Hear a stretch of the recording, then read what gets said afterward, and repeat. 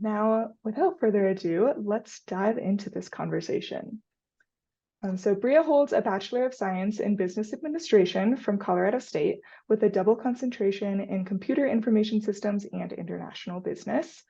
She grew up in Colorado, where she is right now, but moved to London, England after graduating in May 2022 to begin her career with VMware. Bria currently works for VMware as an education sales specialist supporting the UK and Irish markets. Once again, Bria, thank you so much for joining us this Tuesday. Of course.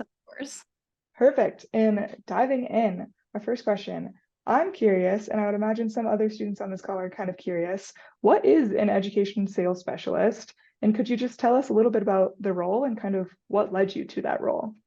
Yeah, no, absolutely. I'll be honest, I didn't know the role really existed until I applied and started the job. But what an education sales specialist, specifically for VMware, is, as you can imagine, it's sales. But what it is we sell, or what I'd sell, is the training portfolio. So the actual courses that VMware customers will take on the specific VMware solutions they use. So some of you may be a bit familiar about VMware. Maybe some of you have heard the name, but don't really know what it is.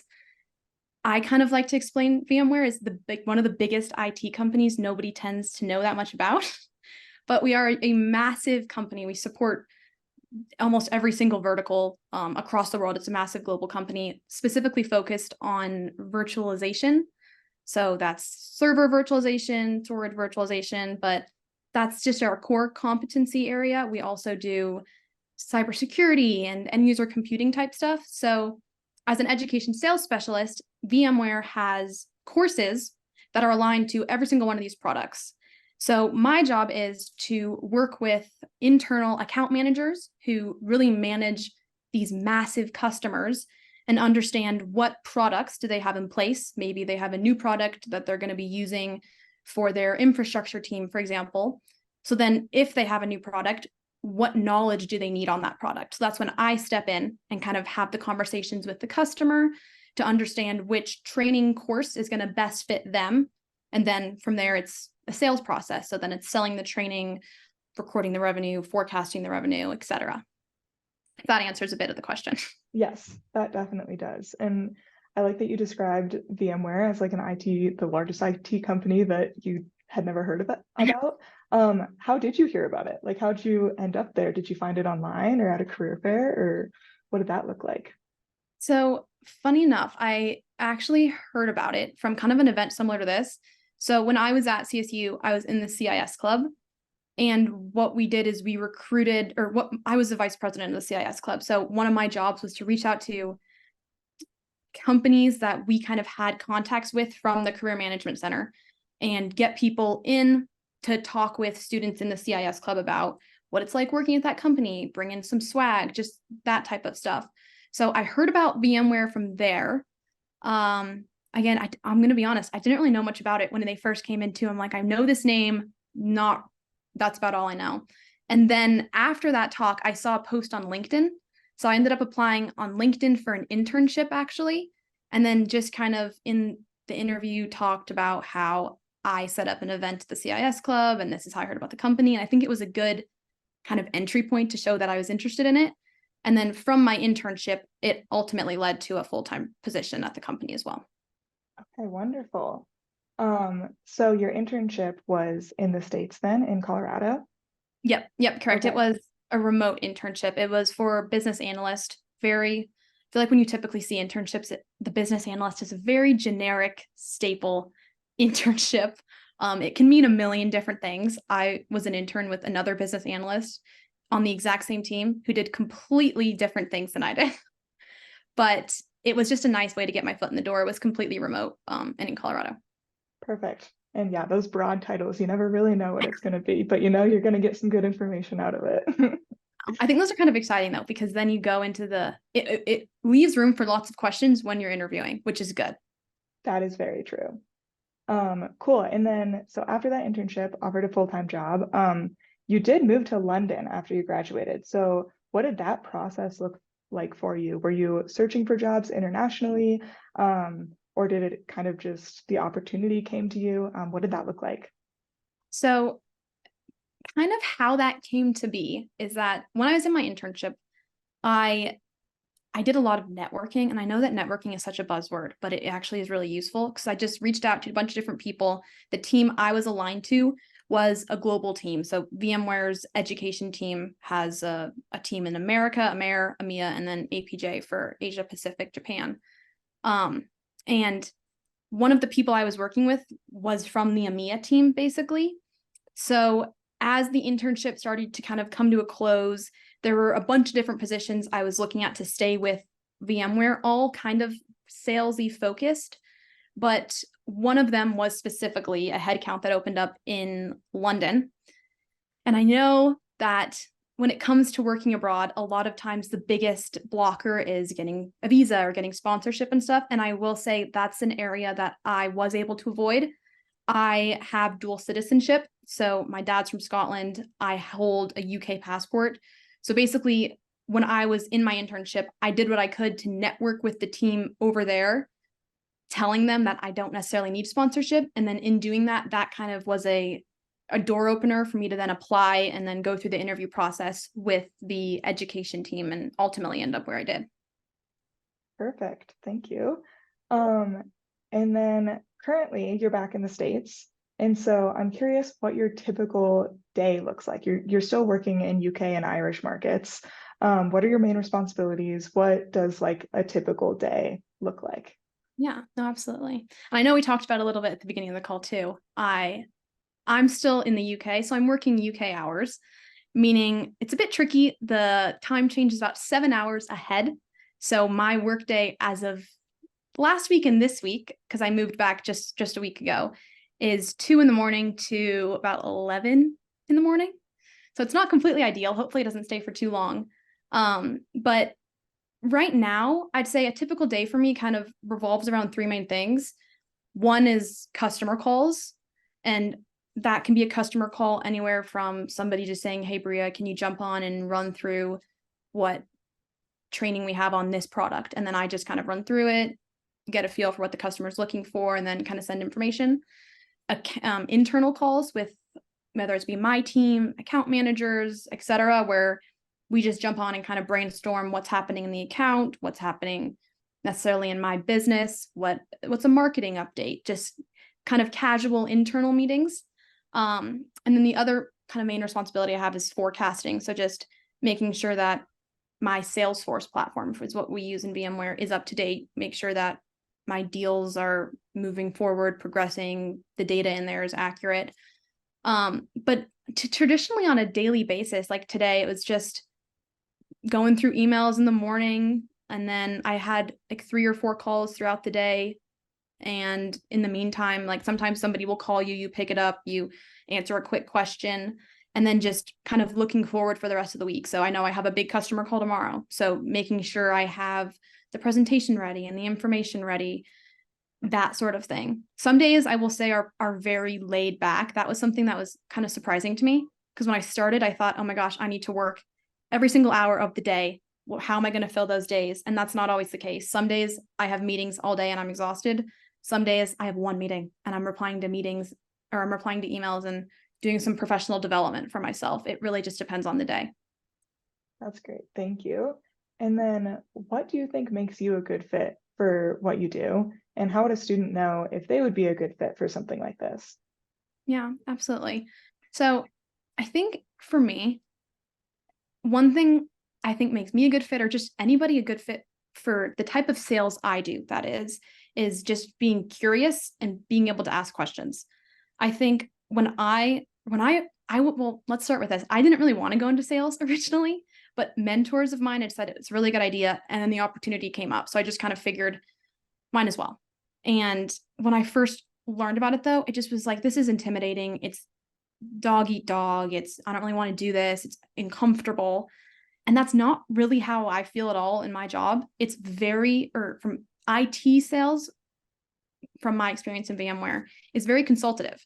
So it's more so just going in and asking a customer a question like, what challenges do you have in the business right now? What new priorities do you have that are using VMware solutions? What problems do you have in the team? Is there skill differences that are causing performance problems, just being able to ask questions like that and then listen to what they're saying makes you a good fit, because in doing that, you automatically, you're not shoving a product or a service in their face. You're just saying, oh, well, you said you had this problem. In my job, we have this training that's going to help you with this problem. And it's just more like fitting puzzle pieces together, I guess, more so than being a car salesman.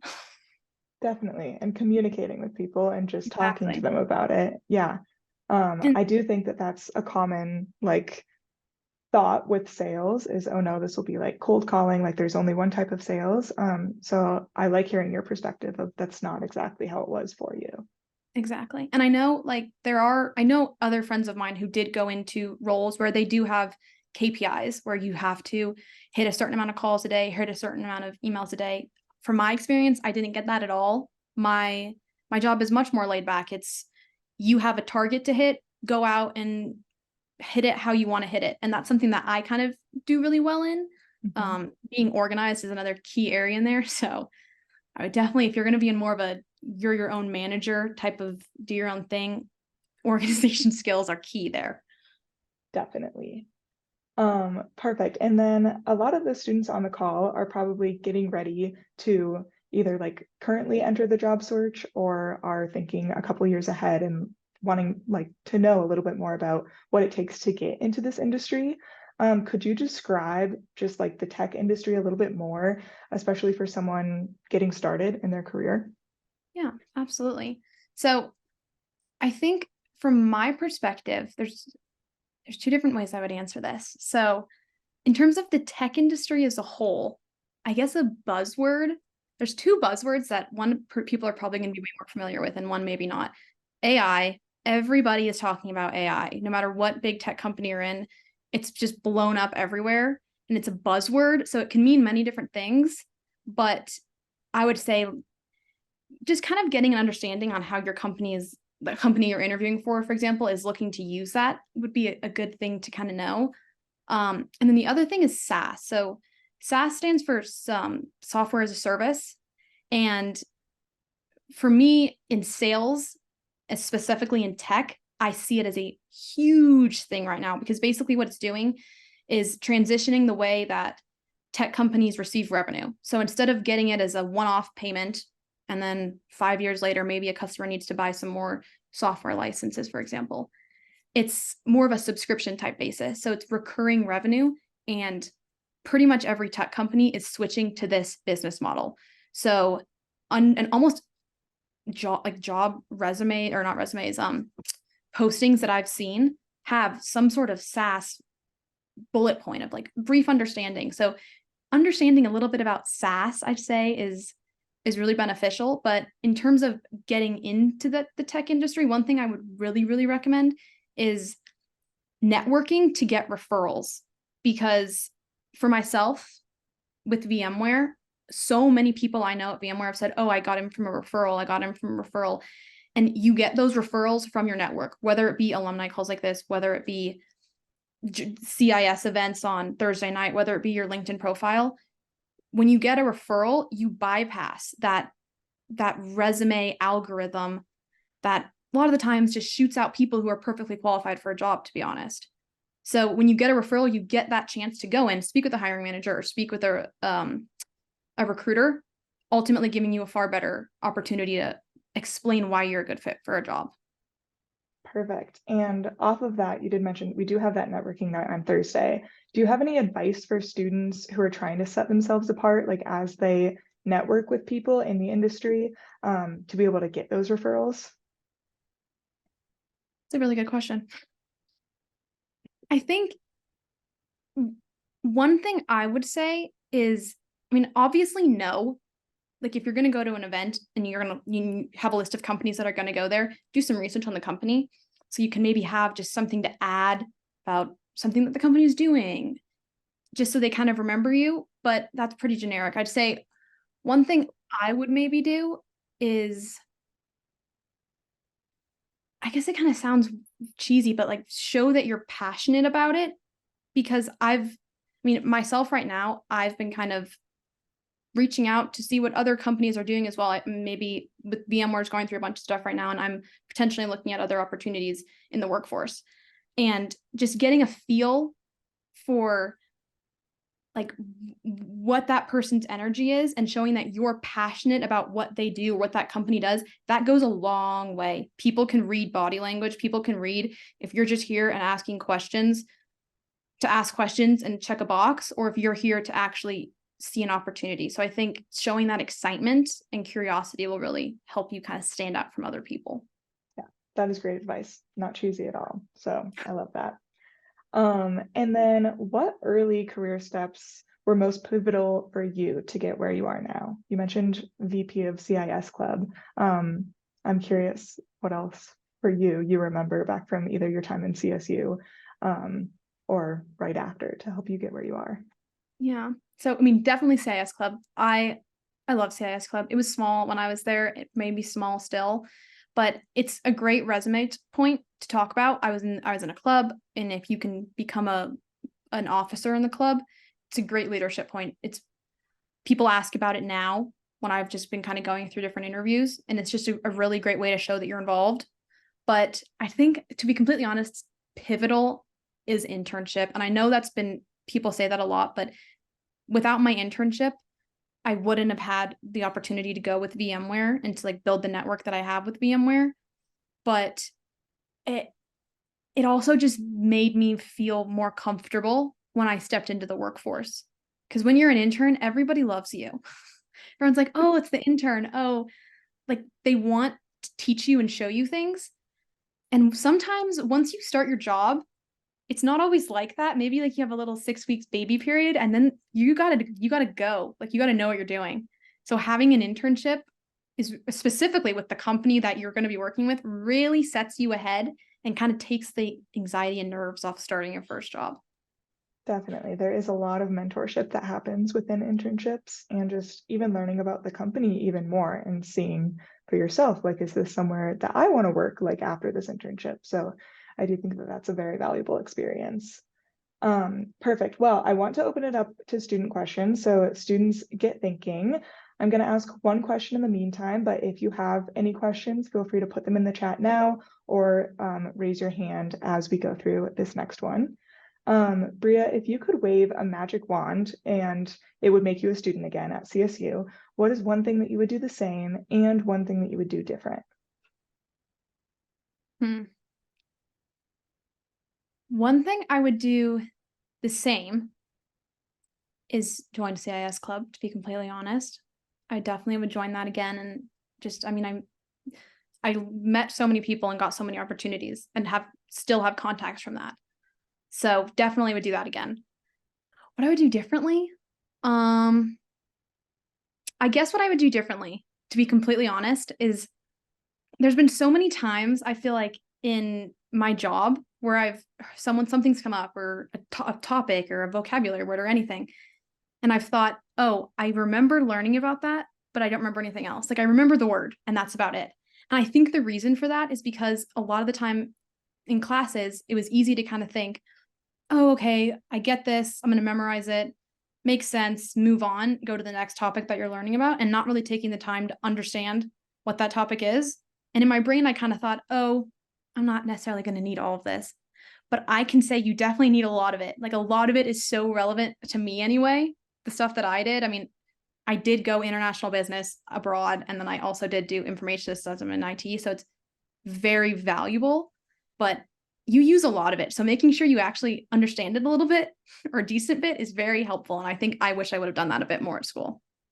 Yes, definitely. And that's good to hear, because I think oftentimes you can think when you're, in the classes, like you said, I'm never going to use this. Why should I remember it? So just remembering as you're in classes that it is valuable information that you might refer back to. Perfect. So we have a question in the chat from Madeline. Madeline says, you went international, which I found was super interesting. Is the international experience worth it? I've wanted to study or intern abroad, but I'm on the fence. What was your experience in London like with your company? So yes, it's worth it. It was 100% worth it. It was a fantastic experience. I think one thing for me that was really cool is that I went through the graduate program. So when I went through the graduate program, I was with people from the UK, but the entire team was people from Germany, France, Spain, Italy, and everyone spoke different languages. And I was the only person in the entire program who didn't speak 2 languages or more. And I was like, that is so bad. It was embarrassing at the point because it was just so many different cultures and everyone together. So it was really, really incredible that way, just to get exposed to those things in the workplace that you never would get in the US. But also as I work with customers, it just was kind of funny because you get to know like, oh, I have a French customer coming up, or I have a German customer, and the way they interact with people, the way you communicate with them is different. And having that experience is really good, or just having a European experience is good, because then when you meet somebody here who maybe is from Europe or maybe did this, it's another relationship building block. But also you get to travel. So like for me, my team was based in Barcelona, so I got to do business trips out to Spain to do a bunch of stuff. And that was another tremendous experience. Like I had to pinch myself. It doesn't seem like I was actually on a business trip to Spain right now. So I would definitely recommend going international. I know it can be tricky with the sponsorships and visa, but I do know like of a few kind of ways people have gotten around it depending on what they do and their backgrounds and such. So if that is something you're interested in and you want to reach out, I'm happy to connect and try to help where I can. Perfect. Any other questions from the audience?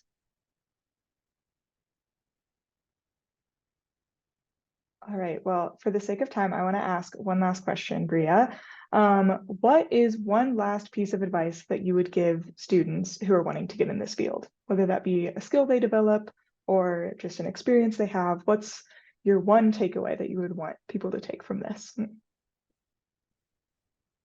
If I'm being honest, one takeaway I would say is network, meet as many people as possible and leverage those people to get referrals into the big companies you want to work for, or the titles you want to work for. And just because, I mean, from my perspective, my thoughts are just because it's your first job. If you're getting your first job, it might not be your dream job, but if it's for an amazing company that you want to work for, get your foot in the door with there. And then once you're in, you get tremendous amount of resources and support that you can go anywhere you want.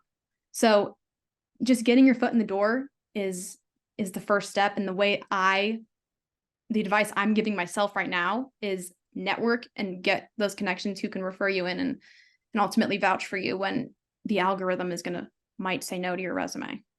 Yes, definitely. I love that piece of advice.